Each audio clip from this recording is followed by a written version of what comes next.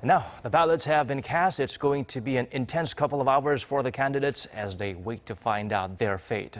To help us dissect the numbers and give us an overview of what the outcome means for South Korea's political landscape, our political correspondent Kim Min-ji joins us in the studio. Min-ji, thank you for making time for us today. My pleasure. So what do you have for us at this very moment? Well, Daniel, the ballots have all been cast, so now we have to wait for the results. Voter turnout as of 5 p.m., like Arduni said, was 56.1%.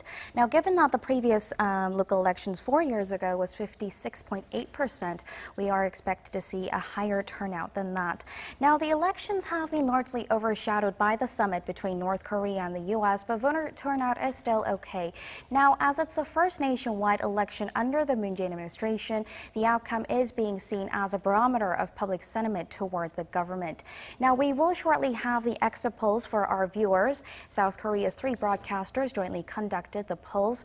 Now, we can't rely on them for sure yet, but it will give us an idea of what to expect. Now, while we wait, we will talk about the final opinion polls which were released last Wednesday, which showed that the ruling Democratic Party in a safe lead. Now, to be exact, it held the upper hand in 14 of 17 districts.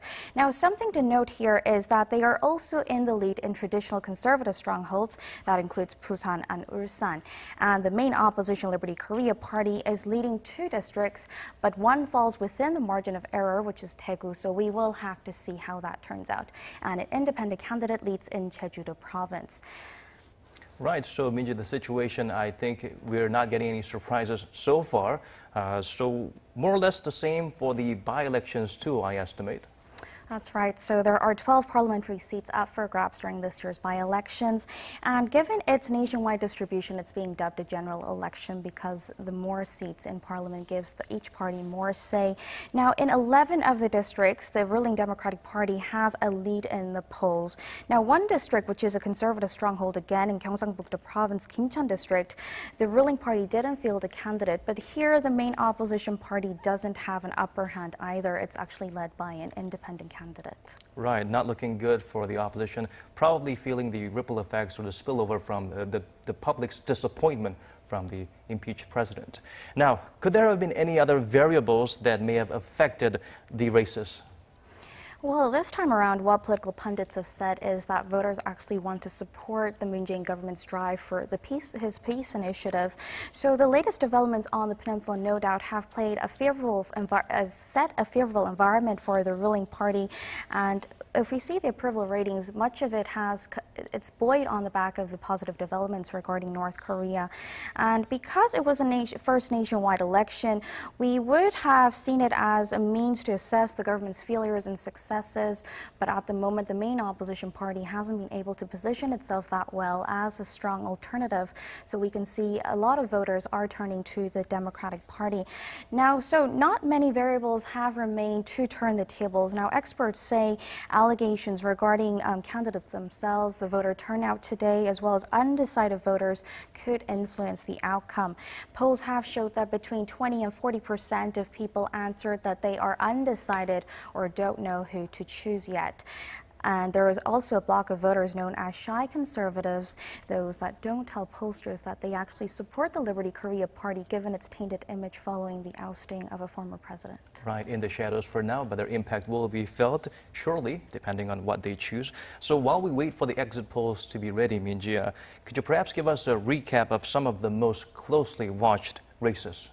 Well, Moon did give us a recap, but one of the most watched races is the race for Seoul mayor, and as a position is often considered a stepping stone to presidency. And they're all, on top of that, all the candidates running are big names. So for one, the incumbent mayor Park Won-soon, running on the ruling party's ticket, is aiming for a 3rd term. And from the main opposition party is Kim Moon-soo, the former governor of Gyeonggi-do province, and from the centrist barometer party, An Chol-soo, a former presidential candidate. Now, we can see that the exit polls are ready. If we look at the race for Seoul mayor, we saw that Park Won-soon is in the lead. He's running on the ruling Democratic Party of Korea's tickets. Next up is Busan mayor. We can also see that the ruling Democratic Party is in the lead. Turning to the next district, which should be Daegu. For Daegu mayor, we can also see that the candidate for the Liberty Korea Party is in the lead. And this is a traditional conservative stronghold, so we are not seeing any surprise upsets so far. That's right. Final opinion polls actually showed that it was a very, very tight race, but we can see that he has about 10 percentage point lead. Incheon Mayor is also in the lead by the Democratic Party of Korea. And Gwangju, a liberal stronghold, is obviously led by the ruling Democratic Party of Korea as well, with 83.6%. And back in Daejeon, usually we consider it a swing region, and it's also led by the Democratic Party of Korea. Ulsan, it was initially held by Kim Gi-hyun, the candidate for the for the main opposition Liberty Korea Party, but he's been overtaken by his liberal candidate. And going over to Daejeon, the race for Daejeon, the ruling Democratic Party of Korea is also in the lead with 72.2%. Now, moving over to provincial governors, for the race for Gyeonggi-do province, we can see that the candidate for the ruling Democratic Party of Korea is in a safe lead. Despite some of the hiccups he experienced initially. That's right. There were allegations that he was mired in having an affair, actually, right. But it doesn't seem to have affected the polls that much. So far. Over in Gangwon-do province, we can see that the incumbent mayor, Choi Moon-soon, is also in the lead. And in Chungcheongbuk-do province, we can see that the ruling Democratic Party is also in the lead. For Chungcheongnam-do province, it's also the lead for the Democratic Party of Korea. So as we can see from the exit polls as well, it's not much different from the final polls that were released a week ago, where the ruling party was ahead in 14 of the districts, with the main opposition leading in 2. Right, there were some minor and major developments that could have perhaps changed people's opinions, but so far it's been steady. We're seeing a lot more blue than red.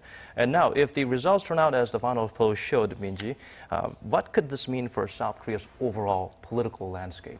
Well, if it does go according to the exit polls, it's a landslide win for the ruling party, but it also means a devastating loss for the main opposition. Now, that might lead to some serious political reshuffling, which could come in the form of a change in party leadership, the formation of a coalition, or defections to other parties. Now, we're hearing that the exit polls for Jeollabuk-do province has also arrived, another liberal stronghold, and led by the Democratic Party of Korea with 75%. And Jeollanam-do province also in the lead. He was actually a minister, and he gave up his post to run for the local elections, and he is also in the lead with 82%. And Gyeongsang-puk-do province is led by a Liberty Korea Party lawmakers, so it's actually considered a stronghold for the Conservative Party as well, so no surprises here. And Gyeongsang-namdo province was a closely watched area. It was initially held by the chief of the main opposition Liberty Korea Party, Hong Jun-pyo, and now we can see that the Democratic Party of Korea is in the lead, despite the former lawmaker being involved in an opinion rigging scandal called the Drew King scandal, but it seems that that scandal had no impact. It seems the disappointment towards Hong Jun-pyo was much larger than the suspicions and distrust people have gained on the Drew King scandal. It appears so. And finally, in Jeju-do province, we can see that the independent candidate is in the lead with 50.3%. So if we go back to your previous question, so there is expected to be a change in how the parties look from now. So mainly the opposition parties are likely in for a reshuffling, and like we said earlier, it could come in the form of a change in party leadership. The main opposition Liberty Korea Party chair also said he would take responsibility. They were initially aiming for 6 districts, but they're only in the lead in 2 at the moment.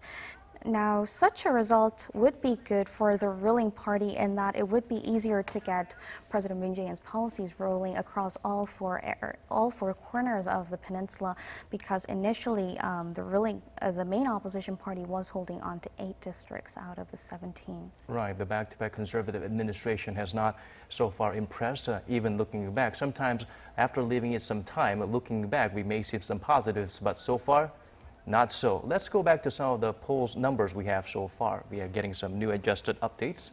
Let's go straight to them right now. Okay, so we're going to take a look at the new numbers. Okay, for the race for Seoul mayor, the ruling Democratic Party of Korea, Park Won-soon, is in the lead with 55.9%. And for Busan, also in the lead is the ruling Democratic Party of Korea with 58.6%. For Daegu, the Liberty Korea Party, the main opposition party, is in the lead with 52.2%, and no surprises here as it's a conservative stronghold. The race for Incheon mayor, the Democratic Party of Korea, is in the lead with 59.3%. And for Gwangju mayor, also a liberal stronghold, in the lead is Lee Yong-sop of the ruling Democratic Party of Korea with 83.6%. And for Daejeon, the ruling Democratic Party of Korea again is in the lead with 60%.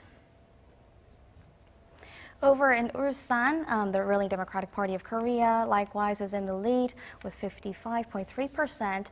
And it's kind of a surprise as Kim Ki-hyun of the Liberty Korea Party is the incumbent mayor of Ulsan. Over in Sejong, the ruling Democratic Party of Korea is in the lead with 72.2%. Over in Gyeonggi-do Province, the ruling Democratic Party of Korea is in the lead with 59.3%, despite being mired in scandal. Over in Gangwon-do Province, the incumbent mayor Choi Moon-soon of the Democratic Party of Korea takes the lead with 66.6%. In Chungcheongbuk-do Province, the Democratic Party of Korea again is in the lead with 56.4%. Over in Chungcheongnam-do Province, the ruling Democratic Party of Korea's Yang Sung-jo is in the lead with 63.7%. In Jeollabuk-do Province, which is a liberal stronghold, the ruling Democratic Party of Korea is again in the lead with 75%. Here, usually, the main opposition party doesn't put forward a candidate. And in Jeollanam-do Province, again, the ruling Democratic Party in the lead with 82%. So we can see from the candidates that it's actually liberal parties that are putting forward candidates for these regions. Over in Gyeongsangbuk-do Province, a traditional conservative stronghold, we can see that the main opposition Liberty Korea Party is in a safe lead with 54.9%. And Gyeongsangnam-do Province, one of the closely watched areas, Kim Kyung-soo of the ruling Democratic Party of Korea is in the lead with 56.8%. And lastly, in Jeju-do Province, Won Hee-ryong, who is an independent candidate, is in the lead with 50.3%. Right, so far the race has been shaping up to be expand or maintain between the two parties. The difference is quite at first, especially for the Seoul mayoral race. As for Park Won-soon, this is not the first time he is running for that post. He's reprising his role, yet he has such a strong, faithful following. The runner-ups could team up or join forces, and they will still not even come close to even half of the lead that Park Won-soon has. That's right. There had been speculation that the candidates for the Liberty Korea Party and Baden-Mide Party, which is Kim Moon-soo and An Chol-soo, could have come together. But looking at their approval ratings running up to the elections, even added together, it wouldn't surpass the approval rating of Park Won-soon. And on top of that, pundits are also saying that whoever comes in second is also important as it can decide the future of their political career. If they come in second, they at least have a say later on in their political career to come forward again as a candidate for the region. Right. This is one of those cases where second best or coming up short does count in the political realm. Min-ji, I'm going to have to wrap things up with you for now, but we'll be returning to you for more important updates on the election thus far. Thanks for your time, Min-ji. We'll talk to you again later. Okay, thank you very much.